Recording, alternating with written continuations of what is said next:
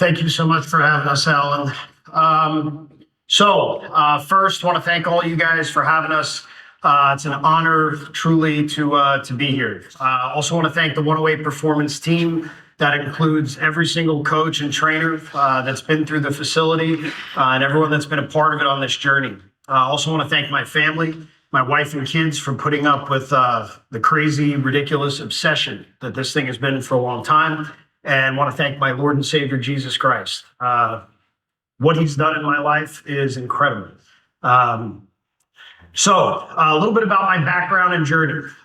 So I grew up in this thing. This is a picture of my grandfather at 13 years old with my great-grandfather at Yankee Stadium. They had box seats growing up. And, I was a baseball kid my entire life. I was the kid that was watching baseball movies, playing baseball video games, collecting baseball cards. Even my twin girls are named after the stadium I grew up going to watch games at, and my favorite player of all time. The mustache is a throwback to the original set of baseball cards from the 1880 World Series team. I found an academy growing up in New York called New York Tech Baseball Academy. And the coaches there and the experience they provided changed my life. I got to learn under ABCA Hall of Famers like Ed Blankmeyer and Bob Hirschfield. And, I knew I was going to coach when I was done playing. And I was at a convention just like this in 2010. And when you grow up learning the game and spending everything you can and all of your energy on trying to get good at it and learning, and then you get made to feel like you don't know anything, you feel like you got hit in the head with a bag of bricks. I heard Woolforth and Strom and Don Slaught and saw slow motion analysis, and it changed my life. I mean, I felt like I got hit in the head with a shovel, and at that point it was game on. Okay, if something I've been studying my whole life, if I don't have this and there's other stuff, and my job is now to help players, right? That inspired me to dig and just really get after it on a different level.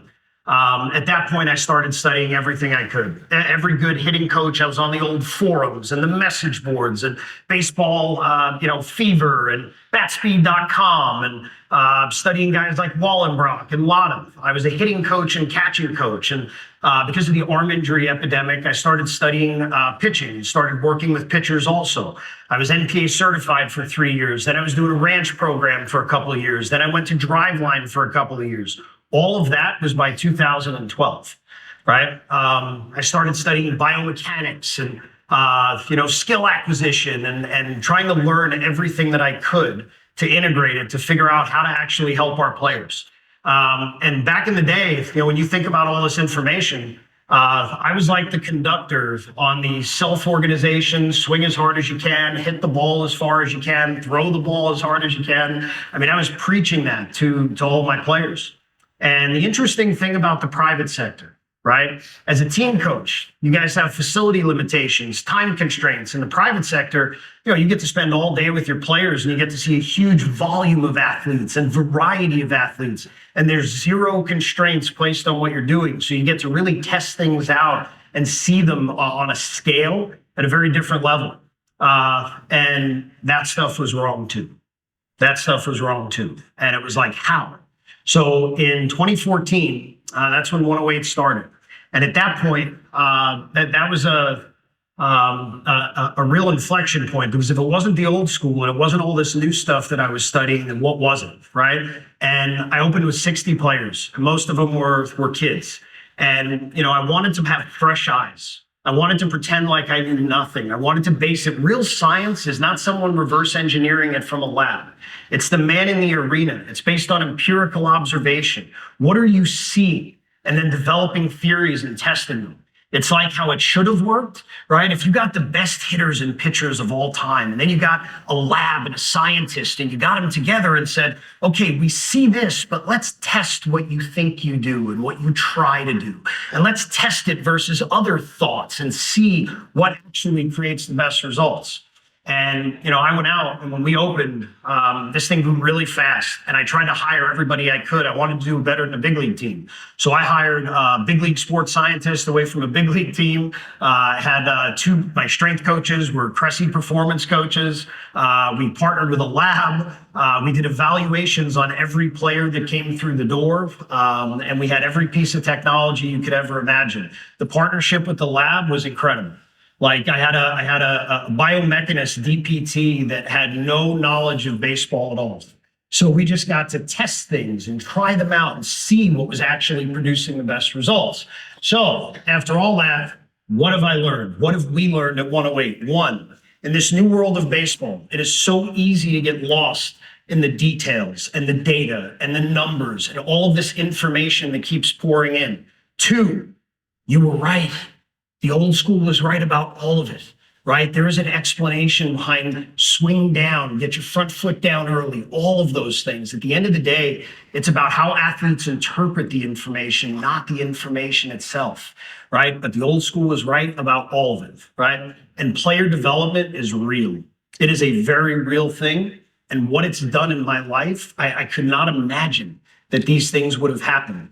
I never thought I would be in an article by Tom Verducci on the cover of Sports Illustrated. Like that happened in 2017. That changed my life. We were featured in books. I was probably superlatives in high school. I probably would have been least likely to write a book. And I ended up publishing a book in 2018, Old School versus New School, the application of data and technology into baseball. We developed courses on foundational movement, hitting, pitching. I never imagined that Brent Strom, that changed my life in 2010, that we'd be collaborating on a regular basis. And that if he had issues with his players, that he would be calling me to help him try to figure it out. I mean, this is Brent Strom. This guy is a legend and one of the most influential mentors that I've ever had. This led to consulting jobs with, at this point, like 26 different major league organizations. And at the end of the day, that's because of the results that we're getting for our players. Our average OPS increase with professional hitters is 32%. It sounds ridiculous. We had a guy last year, he started with us last offseason. The year before, he hit 2 home runs, and he was like a 278 guy, splitting time between AA and AAA. Last year, he led all of professional baseball catchers in home runs and raised his batting average like 30 points. Kumar Rocker, I'm sure everybody saw what happened with him when he got drafted 10th. There were supposedly shoulder concerns, right? But instead of going back to Vanderbilt, okay, he chose not to. He spent 8 months with me and my partner, Will. We just moved to Knoxville, right? And during that time, look, this is what it looked like before. It was super high intent, a lot of headway, right? And at that point, it was only 94, 95. It was very different from when he first came in. These are some clips during the training process over the 8 months. And we spent like 6 hours a day with him throughout all that time. And at the end, he came back throwing as hard as ever, as easy as he ever did, feeling the best he ever did. This was after, that was a 92-mile-an-hour warm-up pitch. Pretty effortless. Last year, Paul Skeens. So I mentioned Wes Johnson. Wes and I have been collaborating on stuff for the last 7 years. So last year, in the fall at LSU, Paul was sitting 96, touching 99. Wes and Paul thought it would be a good idea if he came up to Knoxville, because I've actually been training Paul since he was 13. He was at our shop every day in Southern California, like 5 days a week throughout high school. I still have the video of when we did his pitching evaluation when he came in, and then his pitching evaluation again when we started training him as a pitcher his junior year of high school. And that led to one of the coolest moments of my entire life, being behind him as the 1-1 pick. This is a kid that I spent every day with, right? And he came back in the spring. We just played with some sequencing stuff, and he was sitting 100, touching 103 in his first outing. And we have the lab data from Wes corroborating that the movements were cleaner. You look at the Giants, right? Look what they did when they won 107 games with that average age or average age in their offense at 34 years old. So Donnie said this back in 18. The most important thing in my career is learning and growing. With 108 Performance, I'll be fortunate to work around some of the best in the world in player development. Bleecker has built an evidence-based machine. Donnie was the first coach in pro ball ever to reach out to me, and that was back in 2016. We've been collaborating ever since. And if you look at the results that he's gotten at every stop he's been, that's because of how he just put out a tweet the other day. Movement is everything in their program and their process. And this all culminated at the World Series last year. We got to go to like 4 games and bring our entire staff because we've been working with the Diamondbacks a lot since 2018. Their director of sports science, Ken Crenshaw, has been an incredible mentor and friend. We've been working with their hitting department, their strength department, their sports science department, their pitching department. They drafted another player, Tommy Troy, that we've also had since he was 13 last year in the first round. And you look at the Rangers, they hired Donnie. Amazing things happened for the Rangers, obviously, in the last couple of years. And they actually have a player that we train also in Evan Carter. But this isn't just players and coaches there. This is coaches at every level. These are 2 Texas high school coaches. Matt Harbin from Little Elm High School. If you look at what he's done in the last 3 years, it's pretty incredible. He said 108 was a game changer for our program. Our pitching staff went from mostly 78 guys to having 6 to 8 guys consistently in the 86 to 91 range. Offensively, we went from mostly 275 guys in 5A to consistently 300 plus hitters at the 6A level. Jeff Sherman from Marcus. After learning 108 principles, I had a guy in our program go from 80 to 82 to 86, 88 in 1 day. More strikes, arm felt better, right? I've been around some of the best in the game, and it's not close. So, training that transfers at 7 o'clock, because listen, we all know this is happening. This isn't about what happens in the cage or the bullpen. And how people have gone about that. I was doing it the same way for a long time. We don't do that, right, anymore. So, first thing that everybody really needs to understand is that methods, right? Think of it as drills. Without principles are meaningless. Everybody comes up to us and they ask, what drill do you have? If you could give us a drill or a cue, is it drop and drive or tall and fall? Why do you think there's arguments about all this stuff? It's not one or the other, it's both. If you're Randy Johnson and you have a very tight system and a tight lower half, you physically don't sit as low into a squat. It is more tall and fall. If you have a looser system, it is more drop and drive. You have to pull more slack out, get a larger stride. All of these things are individual, but the principles behind them and what drives human movement, that's the same for everybody. And that's the stuff that's important to pay attention to. And the magic in all of this is how we move. How we move is responsible for how long our barrel stays on plane, how healthy our arm is, how hard we throw, how accurately we throw, the spin that we get on the ball. All of it is based on how we're moving, right? And deceleration is everything, right? I'm sure a lot of you have heard the saying that your body can only go as fast as it can stop. That's about to take a whole new meaning on for everyone in here, hopefully. Each piece has to stop for the next piece to pick up speed. Think about if you're driving in a car and you slam on the brakes and you want something to get accelerated forward. Continuing to drive the car fast doesn't do it. When you slam on the brakes, everything accelerates forward, right? So the sequence is dependent on how well the upper body sends energy through the front leg into the ground, okay? That is what the entire sequence is dependent on. The trunk has to compress the front leg between the pelvis and the stable ground. The better that is, the higher the ground forces that you create. This is the benefit of having some of the technology pieces, because people talk about use your legs, use your legs. Well, ground force plates are a really good way to see how well you're using them. Guess what we learned? Force doesn't come from the ground. This is one of the most misapplied and misunderstood concepts in the entire game. The reason that we hear force coming from the ground, why? All those people in a lab, right, that are just reading numbers and reading data, guess where they're reading it from? They're reading it from the ground. That's where they're seeing it. If I put a force plate on a wall and I punch it, the force isn't coming from the wall, it's coming from me. Look at these two. On the left, that's Mike Trout. On the right, that's a 16-year-old high school junior throwing 98 miles an hour as a 175-pound kid soaking wet at the All-American games at Wrigley. Watch what's happening.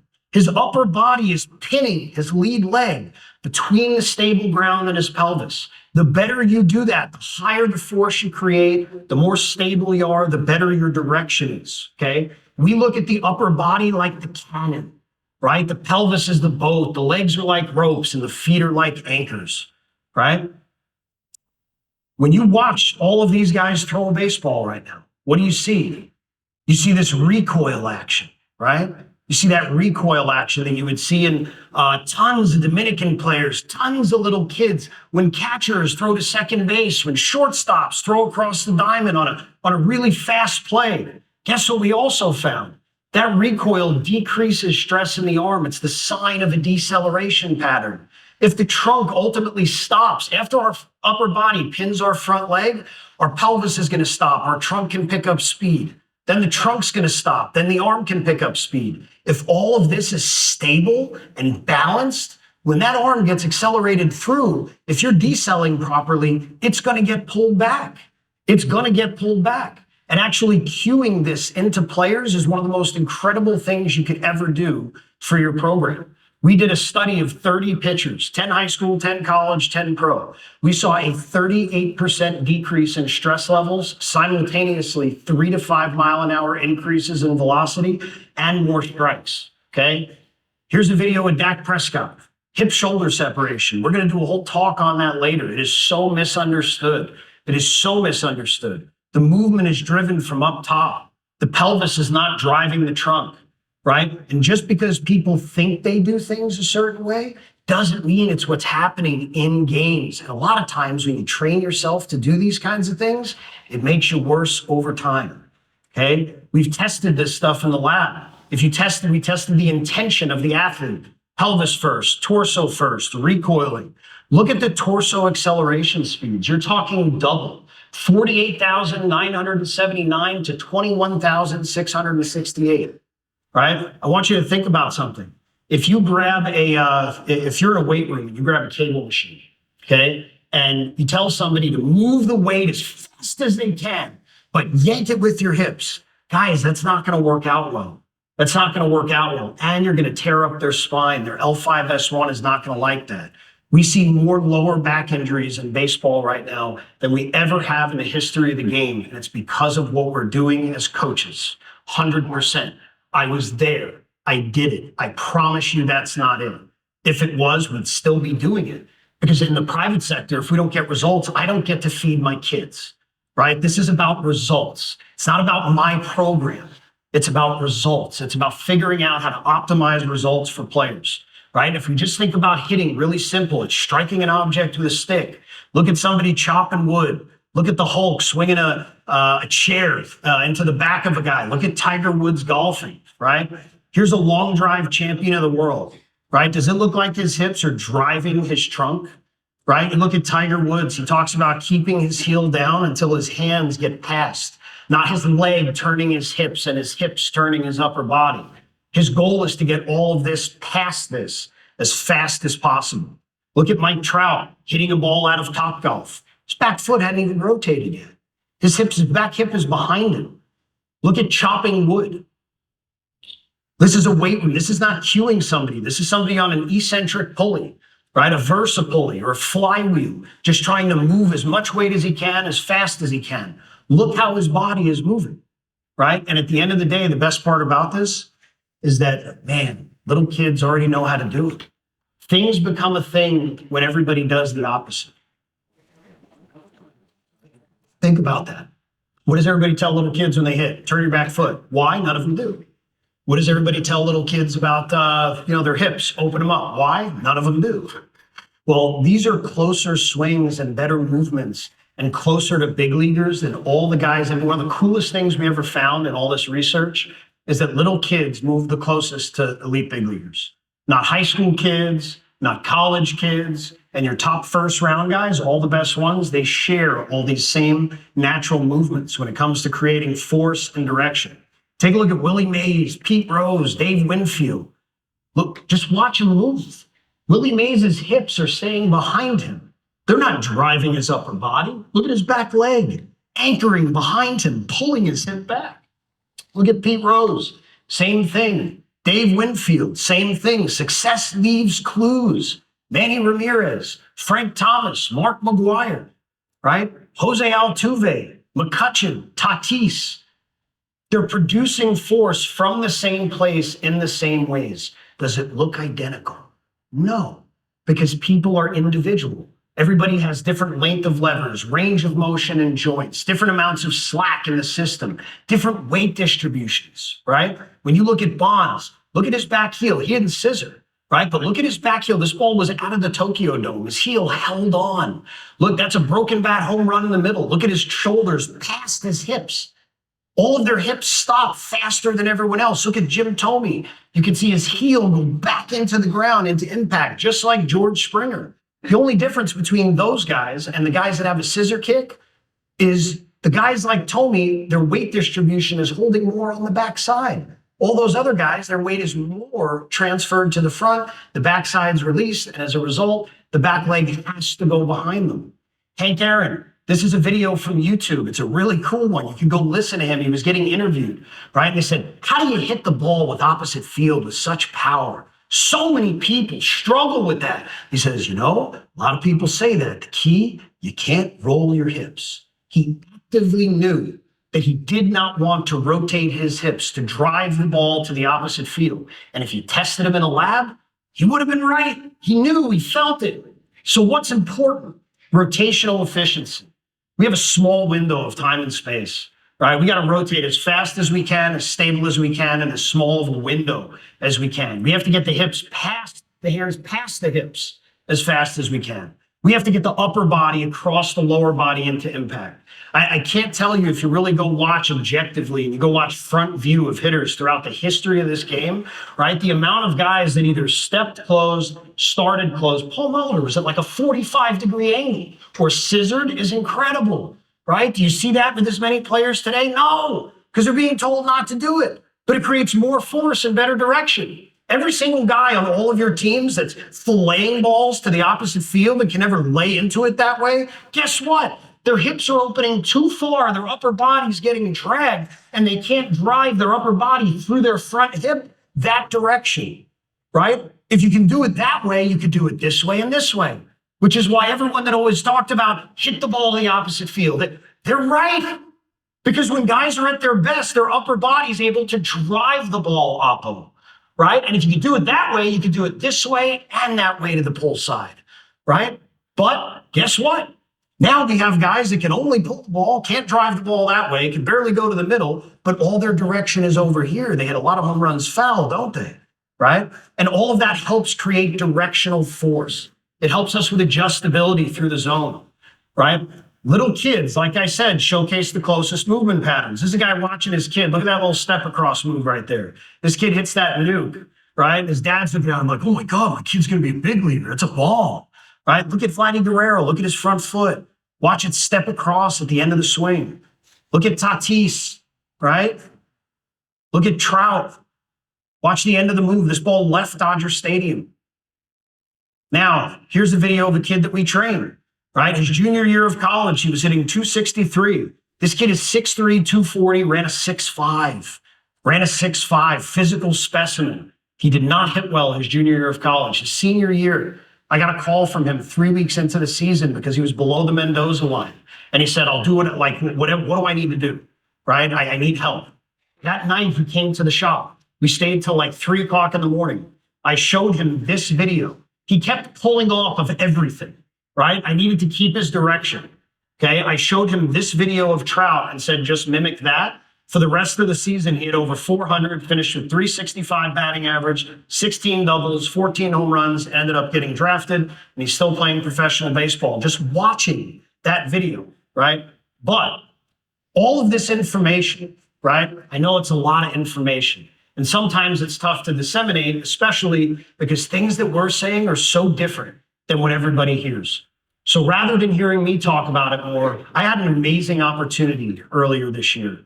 I ended up getting to go, we as a team got to go to Houston Christian, and Lance Berkman brought us in, and they have Andy Pettit there as a pitching coach, Jason LaRue on staff too. And we got to work with Lance and the players for about 5 days. So rather than listening to me, I wanted to bring him in. He was gracious enough to come out here today. He drove all the way out. He's driving all the way back for a camp. And we're not paying him to be here. He cares about the game. He cares about the problems in the game. He cares about how many young players are underperforming or getting hurt. So let's give him a round of applause. Lance, thank you so much for being here. Thanks, buddy.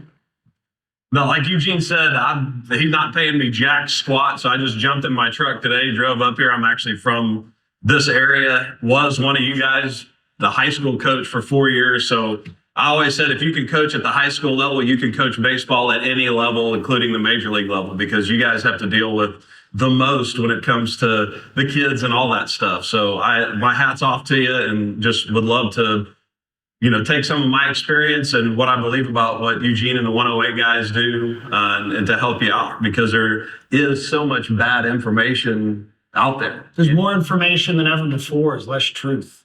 Well, and that's where, like a lot of us old school guys, but I consider myself an old school guy, growing up, we didn't have all the video. I talk to young players today, and, they find it hard to believe. I mean, my first probably 5 years in the major leagues, we didn't have video, or we did have it. If you wanted, it was VHS tape, and you had to hit the rewind button and all that. And I was like, the heck with that, I don't care. And then the rest of my career, when we actually did have a system, all I used it for was to see that the umpire was wrong and I was right, when striking ball calls. So, so how do you, a lot of the things that Eugene has the science behind is stuff that I've always believed in.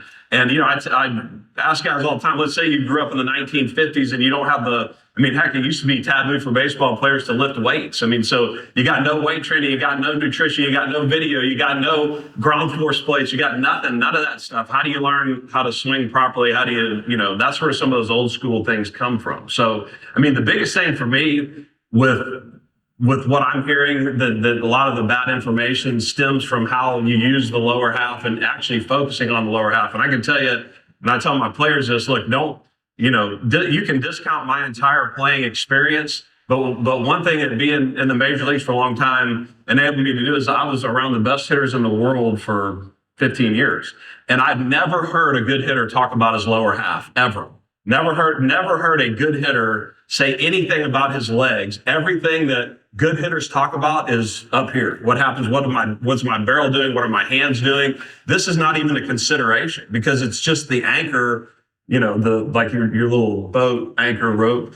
This is just the anchor that holds this stable so that my barrel can run the right way. And most of the time, if you get this figured out, this is going to do what you need it to do. And if you make sense of it, if you really think about it, it's just like throwing a punch. The upper body is loading around the back leg while you go forward. And then after you land, it's sending all the force through the front leg. The upper body is responsible for more than 80% of the force. The last 15 to 20% is how well it uses the legs. Yeah, and there's a lot of things that, that when you're playing, you kind of know intuitively. You don't really think about it that much. But when you're trying to now communicate what you feel like to a bunch of players, that's when you got to start to put language to it. And so that's what I love about what Eugene does, and all the guys at 108 is they have a very practical way of putting language to the right movement patterns. And we were talking yesterday, and I said, look, there's this crazy notion out here that there's 50 different ways to swing the bat correctly. Like you got the launch angle guys, and you got the separate early guys, and no, all that there's only one right way to swing the bat. That's why when you watch all these big league guys and you see swing after swing after swing, they're not exactly the same, but dadgum, there are some very similar things, and all elite hitters make probably 4 or 5 of the exact same moves. And so there is one right way to swing the bat. Now there's 50 different ways that you can talk about to your players to get them to make the right movement pattern. And I think, in order to be an effective coach, you have to really crystallize in your mind what is going on in these movements so that you can help your players. If you know, just like you said, the principles are what's important. If you know the principles, then you can create your own drills. If you know the principles, you can create your own language. And, even as much as I felt like I knew about hitting and all my playing experience in these guys, that I really started to get that crystallized in my mind to where, it all kind of came together for me. So, look, I'm not up here trying to, I got no dog in this hunt, really. I love Eugene. I love what they do. I think it's the best by far. It's not even close. I've been around a lot of guys. I've talked to a lot of hitting instructors. I've talked to a lot of pro players, and there is nobody that I've seen that's doing it anywhere close to the way these guys are doing it, with the information that they have and the tools that they have available to you. And it really, I believed in it so much. I'm like, I will pay for you to come down and work with my team, which they did this past winter. And it was incredible. I kid you not. There were kids that I've been scratching my head and trying to get them to swing the bat the right way for months. And in about 5 swings, this guy's got this guy looking like a big leaguer. So I think one of the things that's common for coaches is we all kind of know what it should look like. You know, when you see it, even if you can't necessarily put the verbiage to it, you're like, that's it. Like, I know that's a good swing.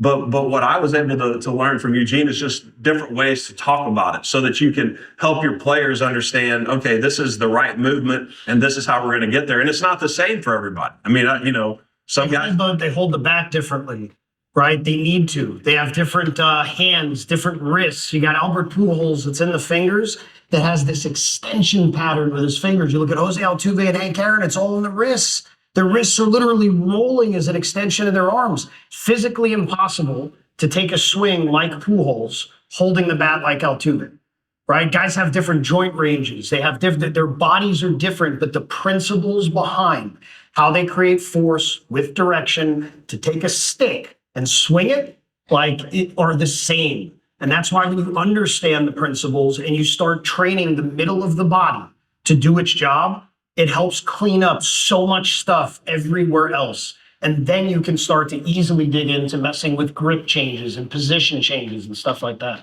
Yeah, I mean, I think the biggest thing, I mean, if I could say one thing, just one, if you just like, hey, just boil it down to one deal. For me, it's like good hitters try to stay square to the plate as long as possible. They're trying to keep this and this square to the plate as long as possible, because your body is going to make its turn. And if you're thinking about throwing a punch, or I like to use the analogy of like, if you're a second baseman, of course I'm left-handed, and so I'm turning the double play. Like if they turn the field around, it's kind of awkward. But if you had to catch a ball and throw it, now I'm in a great hitting position. And if I go to throw, I'm throwing my barrel into the ball. But when you do that, I mean, this stays square a long time. And the reason that the guys that can really drive the ball the other way, this stays square. You can't drive the ball the other way by doing this. This is disconnected and it leads to all kind of bad. I mean, the 2 misses are the rollover ground ball, which everybody hates, and then the can of nothing flare to the opposite field. And, there are other things that can cause that, but the primary cause for me is the disconnected swing, where this goes first, this gets left behind. Now the brain, which is an amazing computer, is like, we got to catch this barrel up. I got to hit this object. So I'm either going to flip the barrel to get it there, or I'm going to pull the knob to kind of shorten the bat and get it there. And the one is the rollover ground ball, the other is the can of nothing. But it's the source of it is this being too active too early, running away, and now I'm in a bad hitting position. So let's talk about feel versus real for a second, okay? Because I think that's a really good lead-in. We've had this debate in hitting and in baseball for so long. Hips are the hands. Hips are the hands. The people that say hips say that because of what they see on video. The people that say hands say it because of what they felt and what they tried to do as a player. Right? At the end of the day, yes, your hips are going to go first. You don't have a choice. And the reason is not because of force. It's not what you think, right? You brought up the Justin Tucker thing earlier, right? So all human beings, right? Every single one of us, when we are born, rolling over, crawling, and walking, no one has to teach us how to do it. Foundational principle of human movement. No one walks same arm, same leg at the same time. Right? In the middle of our body, when we move, we are constantly moving our hips in one direction and our upper body in another. And once you start to see that, that's called reciprocal movement. You see it everywhere. If you watch Justin Tucker kick a field goal, his upper body, his back shoulder, or his front shoulder gets across his back hip faster than everybody else. They go against each other. When you watch Jose Altuve and think about how much juice he has, look at how closed off he is, and look at how fast his right shoulder gets against his left hip. The only difference between hitting and pitching and the degree of separation is the amount of time you spend in the air, right? After you land as a hitter, those hips are going to go until your upper body stops them. That's why they're going. And all of the best stop them sooner than everyone else. You think Mike Tyson would be able to knock somebody out if he was trying to do that before he threw the punch? It's the same exact thing. And we have to understand as coaches that what you see is not necessarily what they're trying to do. People like to use Mookie Betts as an example for the hips and how nicely they move. You know how he said that no good hitters talk about their lower half? Mookie's not working on that. His body just has more slack in the system. That's it. He's not working on that. If you watch the drills that he does, he's got a bat between his feet. He's angled closed. He's trying to stop his barrel this way, right? He's not trying to do any of that, right? So what we see players do versus what they're trying to do to create it are different. Lance mentioned rollovers. You know what the biggest reason for rollovers is? This is going to blow your mind. I know it blew mine, and every time we work with players when this, they create this result, it blows their mind too. I have a video of me sitting with a big leaguer. He rolled over like 3 times in a row. And I said, I'll tell you what, I'm going to ask you to do something crazy on this next swing. I want you to try to roll over, right? He hit 3 piss rockets back up the middle. We had to stop the session and sit and talk about it, right? Rolling over is a weak ground ball to the pull side. Usually created, as Lance said, because our body's getting out of position, our barrel's dragging, right? And we're angled this way at impact, but we're not creating good barrels, right? The swing has to unfold. The barrel has to get released. They're not turning their barrels soon enough. They're staying inside of it too long, right? Staying inside is just a thought, not a reality. Berkman thinks this. Does he actually do it? No. Hands inside the ball is not a destination. It's a position that we pass through. We don't want to hold on to it. Now, if you're Mike Trout and you got short levers and a real fast body with a fast barrel, you may need to think that to hold you on just a little bit longer. I got news for you. All your high school guys are the opposite.